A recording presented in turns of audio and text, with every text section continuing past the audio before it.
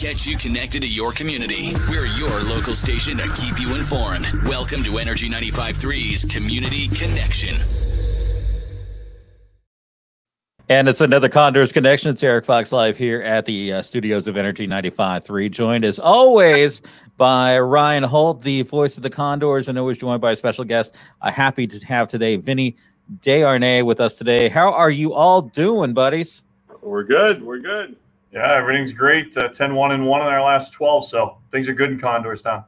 That's never a bad thing to talk about. Of course, with Condors Connection, we always start talking about the parent organization, which is Edmonton. And Ryan, we were talking about before we started going on the broadcast here.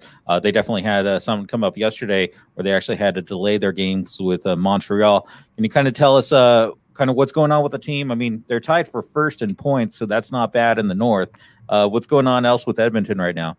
Yeah, they're playing great. I think they've won their last 5, and they come in red hot. And unfortunately, Montreal's got some COVID-19 protocols that they're dealing with. And some of the players were already at the rink yesterday when kind of the game was called off. And, you know, Vinny over the weekend was, and maybe Vinny, you could touch on this. Vinny was sick this weekend and missed 2 games with the Condors. But, you know, Vinny, kind of what goes through your head when you kind of wake up and you're not feeling the greatest, but, you know, everything going on in the world, it ends up not being, you know, what we all kind of, you know, think of initially, but, you know, great to have you back, but kind of what went through this weekend?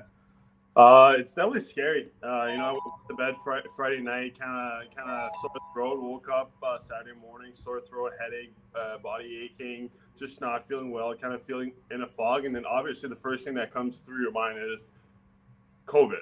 Do I have COVID? And then the second thing is, crap. I don't want to give it to my teammates. You know, we had a 3 p.m. game. So, you know, the first thing you do is you just tell. I told our trainer, and you just go from there. And whatever he tells you to do, you just do it. And thankfully, it was not COVID. It was just a virus, and I'm feeling much better. I just practiced. I feel great. But it's definitely scary, and thankfully, the staff here is great on being on top of it and making sure that no one, like the first thing that happened, my roommate went to the hotel right away to make sure I was not, you know, giving anything to him, which was great. So it's definitely scary. And take us kind of, you know, and I know this just from being around you guys, but, you know, maybe some of the different protocols that have kind of, you know, what's different this year, how much, you know, testing is done, and kind of what's different from a player perspective that you've noticed with all the changes to kind of the protocols? Yeah, so 3 to 4 times a week we get tested in the morning. So there's groups. So there's 3 groups. So we go by group, and then we cannot get into the facilities until every single COVID test are negative. So group 1 has to be cleared to go in, group 2 has to be cleared to go in, and group 3 as well. And we do this 3 to 4 times a week to make sure that you know, we're not having COVID and we don't bring it inside the rink. And also, obviously, we have to wear masks everywhere on the bus, on road trips, whether it's 2 hours, 4 hours. We have to wear a mask at all time. Same thing in the locker room. And then this year, instead of using 1 locker room for everyone, we have 2. So it's kind of separate. So, you know, that part sucks because obviously we want the team to be together, but we also understand that we need the 6 feet apart so that if someone has it, he doesn't give it to his neighbor. Ryan, just kind of curiosity, is the same goal with the other staff as well? So it's not just the players that go through this process; it's also your coaching staff and others involved.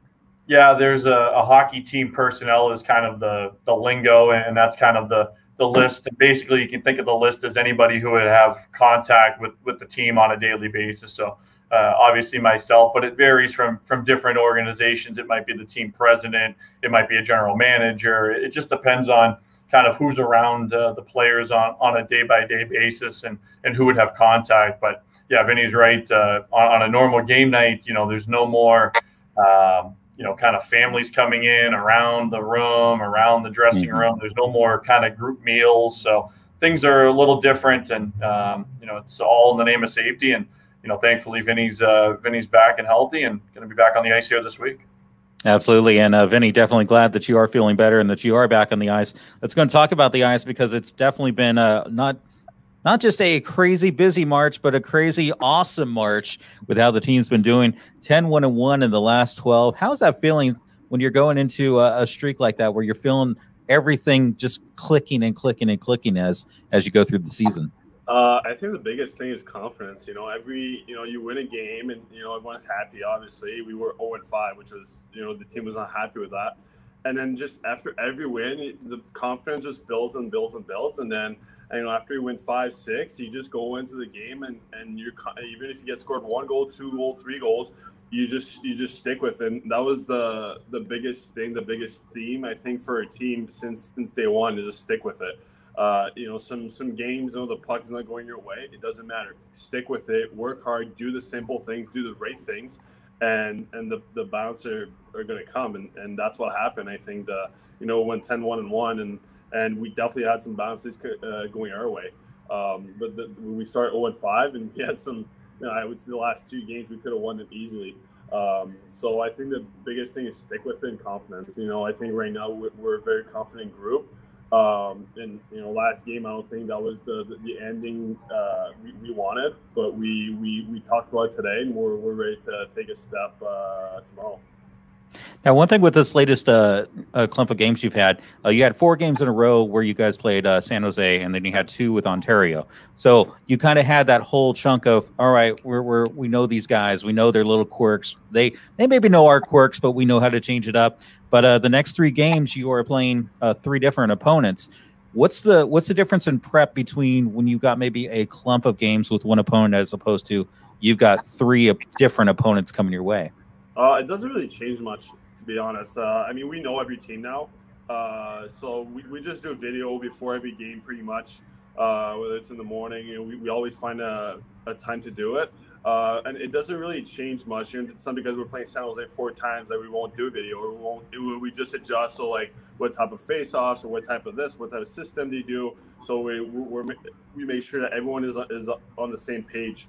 We did the same. We'll do the same thing tomorrow for San Jose, and we'll do the same thing for San Diego on Friday, and the same thing for Ontario. It's not because it's a different team that we adjust differently. Really, we again stick to our game. We're a good team. We're very confident, and we know that if we stick to our game, we can beat any team. Ryan, what should we be looking for as we head into these next 3 games with the 3 different opponents?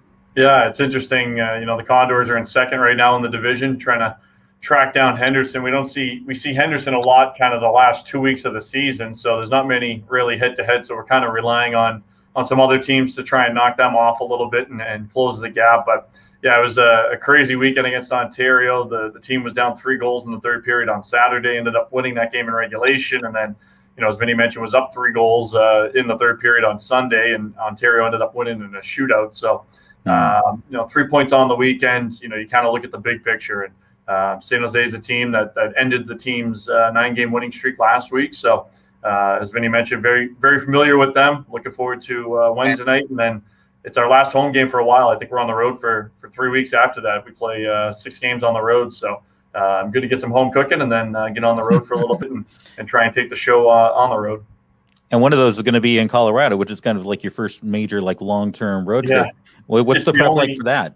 Yeah, it's the only plane ride I think this year for the team. Usually we have 5 or 6 plane rides. We might have 3 plane rides a month, based off the schedule. But yeah, just 1 plane ride to Colorado. I think we're flying out of Burbank, this year. I think there's a direct flight into somewhere near Colorado. So anytime we can get on the road, it's fun. But things are different this year, obviously, with all the protocols and restaurants closed and things like that. So it'll be a little different, but good to get back there. Good memories in that building. That's the place where we started our big run a couple of years back on the playoffs. So looking forward to it.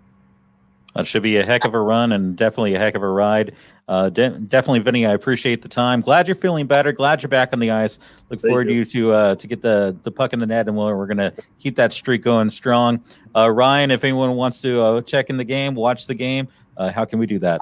Yeah, AHL TV is your best way to do it all season long. I think it's $1 a game for the rest of the year. So not bad at all, and not bad to be able to watch Vinny and the guys here this week. Well, let's go CondorsTown. Of course, 3 games coming up. It's going to be a heck of a run, and look forward to seeing what you guys do. And thank you once again for your time. This has been Energy 95.3's Condors Connection.